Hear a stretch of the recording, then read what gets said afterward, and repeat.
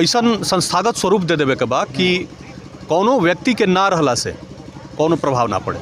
ये हमने के कोशिश बा कि एगो दूगो तीनगो व्यक्ति अगर ना रहो तो जौन चल रहा बा वो बंद ना होके। खाली हॉकी नहीं के 4 5 गो गेम बा, हॉकी बा, फुटबॉल बा, हैंडबॉल बा, कबड्डी बा, वॉलीबॉल बा। जब रजिस्ट्रेशन होता तो लड़की लोग से पूछल जाता प्राथमिकता तहर का बाटे, तो 1 2 3 4 5 गो प्राथमिकता लोग से लिया था। और प्राथमिकता के तौर पर हमने के प्रयास बा कि कम से कम 3 गो खेल के प्रशिक्षण लोग के जरूर देवल जाओ। First priority, second priority, third priority. आ वो हिसाब से हमने के ग्राउंड भी तैयार बाटे, वो हिसाब से हमने के लगे कोच भी अवेलेबल बाड़े, तो ये पूरा वो तरीका से चली।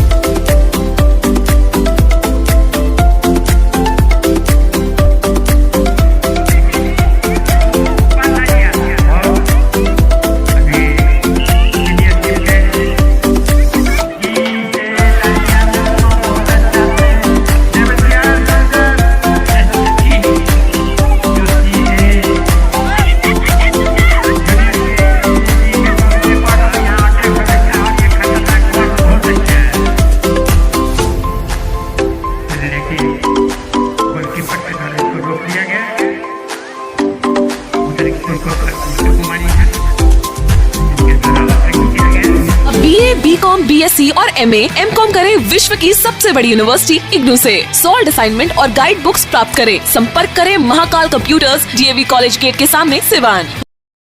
थायराइड, शुगर और मोटापे से हैं परेशान तो मेट्रो हॉस्पिटल सिवान है एक बेहतर समाधान। डॉक्टर MS अहमद अंतर्राष्ट्रीय कुशलताओं के साथ दे रहे हैं सेवाएं। संपर्क करें सेंटर पॉइंट, चकिया बिंदुसार रोड, सिवान। नमस्कार, हमें राना रुआ देख रहा बनी मैच बॉक्स, और जैसन की पीछे देख रहा बनी मैरीकॉम स्पोर्ट्स अकेडमी है जौन की पंजवार में स्थित बा प्रभा प्रकाश डिग्री कॉलेज पर, जहां पर मैरीकॉम स्पोर्ट्स अकेडमी के द्वारा एगो खेल प्रशिक्षण के आयोजन कल गया बा, एगो खेल कार्यशाला के आयोजन कल गया बा, जौन कि आज शुरुआत हो रहा बा, जौन की आज से 16 मार्च तक चली। और एमे क्षेत्र के लड़की सबके खेल सिखावल जी, चूँकि हॉकी के खेल यहाँ पर शुरू भल बा। जानता नहीं कि मैरीकॉम स्पोर्ट्स अकेडमी के 4 गो लड़की जौन बाड़ी सो वो एकलव्या में ओकनी के सिलेक्शन भई रहे, ओकरा बाद एगो लड़की जौन की नेशनल खेलस। अब कार्यशाला के आयोजन कइल गेल बा, का उद्देश्य बा, चूँकि जौन संस्था बटे एकर जे संरक्षक रहे स्वर्गीय घनश्याम शुक्ला जी, गुरु जी के निधन हो गए, ओकरा बाद से माहौल थोड़ा सा परिवर्तित होके लागल। ऐसा लागे लागल कि संस्था अनाथ हो रहल बिया, लड़कियन के भविष्य के का हुई। तो आयोजन के यहाँ पर प्रारूप देहल गई, आयोजित कल गई, ताकि ऐसा ना लगे कि वहाँ के बाद इस संस्था के केहू देख रेख करे वाला नहीं खे या प्रशिक्षण देवे वाला केहू नहीं खे। संजय सिंह जी बानी जी की मूल आयोजन के एगो धूरी बनी और मैरीकॉम स्पोर्ट्स अकेडमी के लेके चल रहा बनी। संजय भैया, आयोजन के पीछे जो एह बार कार्यशाला के आयोजन कर गया बा, का सोच के का मतलब एकरा पीछे कारण का बा? सब केहू के प्रणाम। जे भी देख रहा बा, आज हमनी खातिर बहुत बड़ा दिन बा एगो, कि पहला बार गुरु जी के अनुपस्थिति में हमनी के ऊपर एगो दायित्व बा बड़ा आयोजन के। अभी तक सब वहाँ के देखत नहीं, हमनी के पीछे रहत नहीं आजा, लेकिन वहाँ के अनुपस्थिति में ही पहला आयोजन पंजवार में हो रहा बा। वहाँ के निधन के बाद बहुत दिन तक सारा लोग शोक में रहे, कुछ सूझे ना केहू के। लेकिन जब सब कुछ धीरे धीरे थोड़ा सा सामान्य होके लागल, तो हमनी के अनी जा लड़किन से बात करनी जा कि का तरह लोग के लागत है वहाँ के ना रहला के बाद। तो ये लड़की बतौली सकी सबसे चीज़ वहाँ के रहला के बाद एगो सुरक्षा हमनी के लागत रहला सकी बाटे। वहाँ के रही ना रही, लेकिन हमनी के लागत रहला सकी आसपास ही वहाँ के कहीं बानी। वही दौरान बातचीत के क्रम में ये भी उभर के आयल कि वहाँ के मना कर देते नहीं बतावे खातिर केहू से कि तरह लोग के कौन तरह लोग लगे कौन साधन नहीं खे। वहाँ के मना करके रखत नहीं है कि तू लोग केहू से मत बताइए, हमरा से बताइए। इवन हमनी के इतना रोज़ के बानी जा, रोज़ आके रहत नहीं है जा, एकनी के बीच साथे रहत नहीं है जा, लेकिन कहीं पता ना चलत रह सके कोनो संसाधन के कमी बा। बात कैला के बावजूद ये लड़की ना बताओ उतर लिया सब। वो दिन बातचीत भइल तो सारा चीज़ धीरे धीरे चीज़ आयल सामने। तब हमने के ध्यान में आयल कि बड़ा जिम्मेदारी एगो बा, एगो एकनी के महसूस ये होके के चाहिए कि गुरुजी के ना रहला के बाद लोग बा जे एगो संरक्षक के रूप में, एगो अभिभावक के रूप में साथे बटे। तो ये आयोजन के रूपरेखा बनल। गांव-गांव में एकर एगो प्रचार प्रसार भइल। आज लगभग 150 लड़की, अलग अलग लगभग 20-25 गो गाँवन के लड़की बड़ी लोग जे एमे इनरोलमेंट करौले बा। आवे वाला 1-2 दिन में और कुछ संख्या बढ़ी।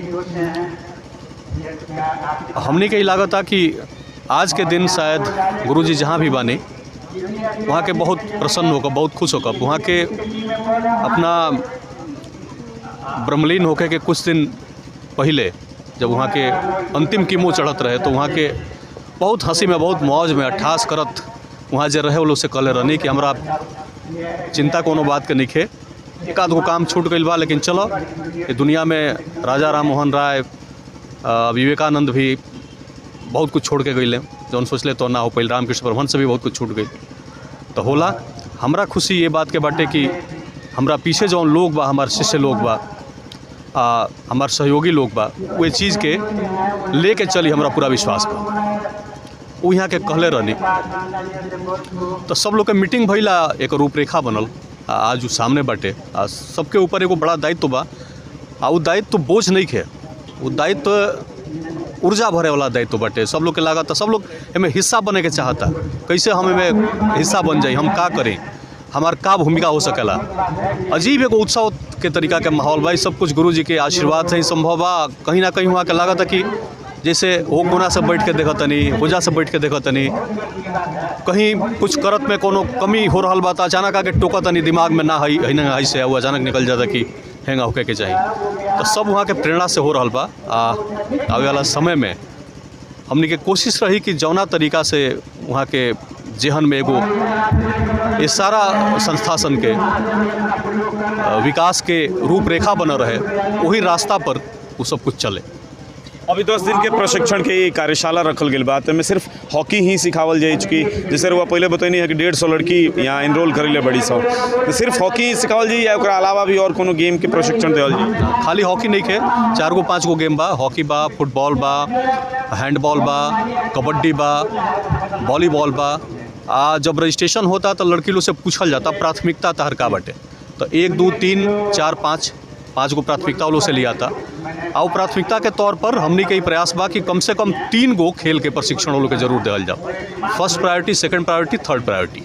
वो हिसाब से हमने के ग्राउंड भी तैयार बाटे, वो हिसाब से हमने के लगे कोच भी अवेलेबल बड़े, तो ये पूरा वो तरीका से चली।